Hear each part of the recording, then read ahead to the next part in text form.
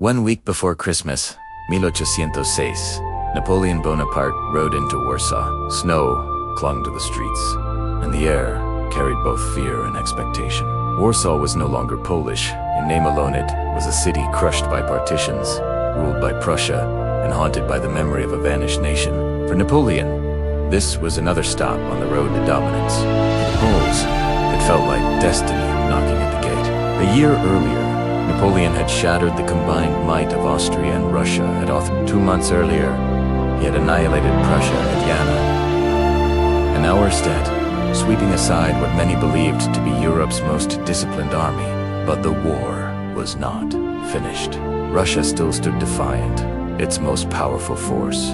The First Army under General Levin August von Bennigsen remained in the field. Until that army was broken, Napoleon could not claim mastery over Europe.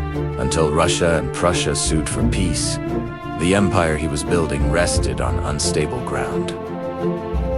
Napoleon intended to end it quickly, but the winter of 1806 had other plans. His first attempt to trap Bennigsen near Polotsk collapsed into chaos. Roads dissolved into seas of mud. Wagons sank axle deep. Horses died where they stood. French soldiers marched hungry and soaked, their boots rotting from their feet. Bennigsen slipped away to the northeast, retreating toward Białystok. Furious but pragmatic, Napoleon ordered his army into winter quarters. The campaign, it seemed, would have to wait. In Warsaw, however, the war took on a different character.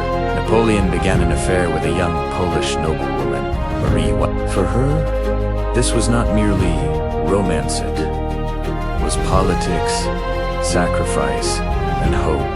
Poland had been erased from the map in a series of brutal partitions by Russia, Austria, and Prussia. Patriots now looked to Napoleon as a liberator, a man whose victories might resurrect their nation.